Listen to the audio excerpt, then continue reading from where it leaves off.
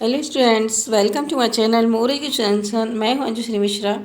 आज मैं आप लोगों के लिए सवैये से वस्तुनिष्ठ क्वेश्चन लेकर आई हूं जो आपको एग्ज़ाम की दृष्टि से इम्पॉर्टेंट होंगे। तो चलिए हम चलते हैं रसखान के सवैये। ठीक है, रसखान के सवैये से जो क्वेश्चन बनेंगे वह आपको एग्ज़ाम में हेल्प करेंगे। तो चलिए हम स्टार्ट करते हैं। और बच्चों, स्टार्ट करने से पहले यदि आप लोग मेरे चैनल पर नए हैं तो मेरे चैनल को सब्सक्राइब कर लें और बेल आइकन प्रेस कर लें ताकि आप लोगों को मेरी वीडियो की नोटिफिकेशन टाइम से मिलती रहें। तो चलिए हम स्टार्ट करते हैं। आपने पढ़ा होगा कि सिद्धियां, है ना। तो कितनी सिद्धियां हैं, तो कितनी सिद्धियां मानी गई हैं? 8, 9, 11 और 16। ठीक है, अपन लोग पढ़ते हैं ना, जैसे रावण अष्ट सिद्धि नवनिधि के दाता पढ़ते हैं ना। तो अष्ट सिद्धि कितनी सिद्धियां हैं? 8 हैं। तो हमारा जो राइट ऑप्शन चला जाएगा वह चला जाएगा ए पर। 8 सिद्धियां हैं। ठीक है, तो क्या होता है बच्चे, कभी कभी अपने जनरल नॉलेज, जो अपने आसपास की जो चीज़ें हैं, जो जनरल नॉलेज है, वो भी हमको रखना चाहिए याद, ताकि वो हमारे काम पड़ सके। ठीक है, तो जब भी आप एग्ज़ाम दो तो थोड़ा सा हमको भी क्या रहना चाहिए, थोड़ा खुला हुआ रहना चाहिए, हमारे दिमाग को थोड़ा सा शार्प रहना चाहिए कि हमने हाँ कुछ पढ़ा था। ठीक है, आगे चलते हैं। देखिए क्वेश्चन नंबर 2, गोपिका से क्या नहीं संभाली जाती? जो गोपिका है वह कहती है मुझसे संभाली नहीं जाती। क्या नहीं संभाली जाती? कृष्ण के मुख की मधुर मुस्कान, किनारीदार साड़ी, धन एवं संपत्ति, ब्रज को। तो गोपी के जो है वह कृष्ण की मधुर मुस्कान को नहीं संभाल पाती है। ठीक है, तो कृष्ण की क्या नहीं संभाल पाती? मधुर मुस्कान को, मुख की जो मुस्कान है उसको संभाल नहीं पाती। राइट ऑप्शन हमारा ए पे चला जाएगा। आगे चलते हैं। रसखान अगले जन्म में मनुष्य बनकर कहाँ निवास करना चाहते हैं? तो जो रसखान कवि हैं वो बोलते हैं कि अगले जन्म में मुझे क्या बनाना है और कहाँ पर मुझे निवास करना है ना। तो वो एक जब मनुष्य रूप में मथुरा में, बनारस में, गोकुल में या वृंदावन में, तो वह कहाँ जन्म लेना चाहते हैं? गोकुल में। तो हमारा राइट ऑप्शन चला जाएगा सी, गोकुल। आगे देखते हैं क्वेश्चन नंबर 3। रसखान अगले जन्म में मनुष्य कहाँ बनाकर निवास करना चाहते हैं? तो आपको पता है गोकुल में। ठीक है, नेक्स्ट क्वेश्चन, क्वेश्चन नंबर 4, पक्षी के रूप में कदम्ब के पेड़ की डाल पर कौन बसेरा करना चाहता है? ठीक है, तो पक्षी के रूप में कदम्ब के पेड़ों की डाल पर कौन बसेरा करना चाहता है? तो मोर, कवि रसखान, कोयल। तो कौन करना चाहता है? कौन बोल रहा है कि मुझे पक्षी बनाना?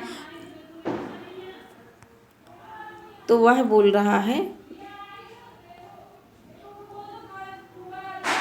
कवि रसखान। ठीक है, तो राइट आंसर चला जाएगा बी पर। नेक्स्ट क्वेश्चन देखते हैं। पहले सवैये से किस प्रकार के भाव का पता चलता है?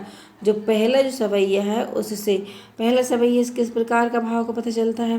तो हमारा पहला सवैया कौन सा था? मानुस हो तो वही रसखान, है ना। बसों ब्रज गोकुल गाँव के ग्वारन, जो पशु हो तो कहाँ बस मेरो, है ना। तो ये आपका जो सवैया था, तो इसमें क्या कौन सा भाव पता चलता? तो यह भाव पता चलता प्रेमिका के प्रति समर्पित प्रेम भाव। नहीं, द्वारिकापुरी के, द्वारका की अब चर्चा ही नहीं की गई है ना। द्वारिकाधीश और उनकी क्रीड़ा स्थली के प्रति, तो द्वारकाधीश की ने ब्रज की संस्कृति के प्रेम भाव की। तो हमारा राइट ऑप्शन चला जाएगा डी पर। देखिएगा बच्चों, जब हम कोई चीज़ की चर्चा ही नहीं होती तो वह क्वेश्चन आंसर हमारा नहीं होगा। तो ब्रज की चर्चा की गई है ना, ब्रज की संस्कृति और प्रेम भाव की, है ना। तो ये हमारा राइट ऑप्शन चला जाएगा डी पर।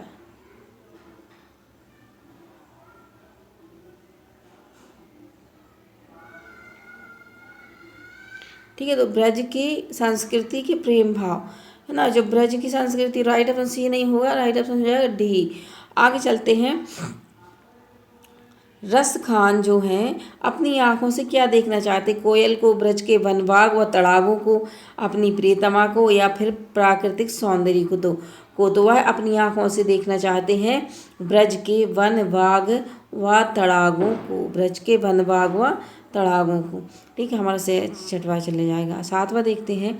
रसखान किस पर्वत का पत्थर बनना चाहते हैं? तो रसखान जो कवि हैं वह हिमालय का, विंध्याचल का, नीलगिरी का या गोवर्धन था। तो वह गोवर्धन की बात की गई, तो इसलिए वह गोवर्धन पर्वत का ही पत्थर बनना चाहेंगे। ठीक है, तो राइट ऑप्शन हमारा डी पे चला जाएगा। नेक्स्ट क्वेश्चन देखते हैं बच्चों। 8 प्रकार की सिद्धियों का सुख कवि किसके समक्ष त्याग सकता है? तो 8 सिद्धियां हैं, उन कौन सा समा गाय चराने के सुख के समक्ष, पक्षी रूप में वृंदावन में घूमने के सुख के समक्ष, कृष्ण की भक्ति के सुख के समक्ष, राधा की भक्ति के सुख के समक्ष। तो गाय चराने के सुख के समक्ष, तो हमारा राइट आंसर चला जाएगा ए पर। ठीक है, आगे चलते हैं। प्रश्न नंबर 9 देखते हैं। पक्षी के रूप में कदम्ब के पेड़ों की डाल पर कौन बसेरा बनाना चाहता है? तो पक्षी के रूप में कदम्ब के डाल पर कौन बसेरा बनाना चाहता है? तो यह जो हमारा ऑप्शन चला जाएगा बी पर। ठीक है, कबीर खान जो है वह बसेरा बनाना चाहते हैं। क्वेश्चन नंबर 10 देखना। किससे गहरा प्रेम होने के कारण रसखान को ब्रजभूमि से गहरा लगाव है? तो किससे गहरा प्रेम था? तो उनका गहरा प्रेम जो था वह कृष्ण से था। ठीक है, न यशोदा से, राधा से, गोपियों से नहीं, कृष्ण से था। राइट ऑप्शन में चला जाएगा ए पर। नेक्स्ट आते श्री कृष्ण कहाँ मुरली बजाया करते थे? तो गंगा के तट पर, यमुना के तट पर, नर्मदा या सरस्वती के तट पर? तो देखो कृष्ण कहाँ बंसी बजाया करते थे? तो यहाँ यमुना थी, तो यमुना नदी के तट पर बजाया करते थे। नेक्स्ट क्वेश्चन देखते हैं। Question number 12। रसखान ब्रजभूमि के करील कुंजों पर क्या निछावर करना चाहते हैं? तो रसखान जो हैं ब्रज के जो करील कुंज मतलब कांटे वाले जो पेड़ हैं उन पर क्या निछावर करना चाहते? अपने प्राण, जमीन जायदाद, सोने के करोड़ों महल या अपने प्रेम? तो वह किसको निछावर करना चाहते हैं? सोने के करोड़ों महल, करील के कुंजन में सोने के करोड़ों महल को निछावर करना चाहते हैं। Question number 13। कवि रसखान अगले जन्म में कौन सा पशु बनना चाहते हैं? तो कवि जो रसखान है अगले जन्म में गाय, कुत्ता, घोड़ा, कोयल, तो क्या बनना चाहते हैं? गाय बनना चाहते हैं। तो हमारा राइट आंसर चला जाएगा ए पर। ठीक है, आगे चलते हैं। भगवान श्री कृष्ण हमेशा किस में लीन रहते हैं? नृत्य में, गीत गाने में, पूजा करने में, मुरली बजाने? तो आपको पता है ना भगवान के पास में क्या मुरली थी, तो वह मुरली बजाने में ही लीन रहते थे। आगे चलते हैं। मुरलीधर किसे कहा गया है? मुरली जो धारण करते हैं उसको मुरलीधर कहते हैं। तो मुरली किसने धारण की थी? कृष्ण ने धारण की थी, है ना, इसलिए उनको मुरलीधर बोला जाता है। इसलिए श्री कृष्ण को क्या बोला जाता है? मुरलीधर। ठीक है, राइट आंसर हमारा चला गया ए पर। आगे देखते हैं। लकुटी और कामरिया पर क्या निछावर किया जा सकता है? तो जो लकुटी और कामरिया है उनकी, कृष्ण की, तो क्या निछावर किया जा सकता है? तो तीनों लोगों के राज्य होते हैं ना, तीनों लोगों के राज्य को निछावर किया जा सकता है। चलिए आगे देखते हैं। Question number 17। गोपी अपना व्यक्तित्व खोकर किसमें लीन होना चाहती है? तो जो गोपी हैं तो कृष्ण के समय की थी गोपियां, है ना, तो गोपी किस में लीन रहना चाहती थी? नृत्य में, कृष्ण में, शिव में, इनमें से कोई नहीं, तो कृष्ण में लीन रहना चाहती थी। आप चूट हमारा चला जाएगा बी पर। ठीक है, नेक्स्ट क्वेश्चन देखते हैं 18। कृष्ण ने अपने सिर पर किसका मुकुट धारण किया है? तो कृष्ण ने जो है अपने सिर पर किसका मुकुट धारण करते थे? कृष्ण मोर पंखों का, है ना, तो हमारा राइट ऑप्शन चला जाएगा का, मोर पंख का मुकुट धारण करते थे। नेक्स्ट देखते हैं 19। कृष्ण की मोहक मुस्कान किसे सम्मोहित किए हुए है? तो कृष्ण की जो मोहक मुस्कान जो थी वह राधा को, मीरा को, गोपी को या यशोदा को? तो उनकी वैसे तो उनकी जो मुस्कान जो है वो सभी को सम्मोहन करने वाली होती है, लेकिन सवैये में वह किसको मोहित करती है? गोपी को। ठीक है, आगे चलते हैं। नेक्स्ट क्वेश्चन देखते हैं। क्वेश्चन नंबर 20 क्वेश्चन में देखते हैं। कृष्ण का रूप धारण करने के लिए गोपी कैसे वस्त्र पहनने को तैयार है? लाल, सफ़ेद, पीले, काले? तो पीताम्बर का मतलब होता है पीला है अंबर, तो पीला अंबर मतलब जिनके पीले वस्त्र हों, तो कौन सा वस्त्र धारण करना चाहती है? वो पीले वस्त्र धारण करना चाहती है, इसलिए हमारा जो राइट ऑप्शन चला जाएगा वह चला जाएगा सी पर। ठीक है, तो आज के जो क्वेश्चन थे 20 क्वेश्चन थे सवैये के, और यह क्वेश्चन यहीं का समाप्त होते हैं।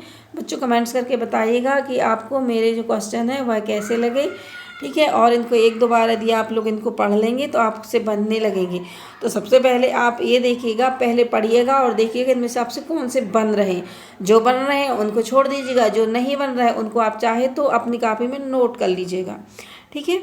तो चलिए आप लोग बताइएगा कि आप लोगों को मेरा पढ़ाने का तरीका कैसा लगा, क्वेश्चन जो है वह कैसे लगे, ठीक है। कमेंट्स करके बताइएगा, और आपको किस पर वीडियो चाहिए है वह भी कमेंट्स करिएगा, ठीक है। तब तक के लिए जय हिंद।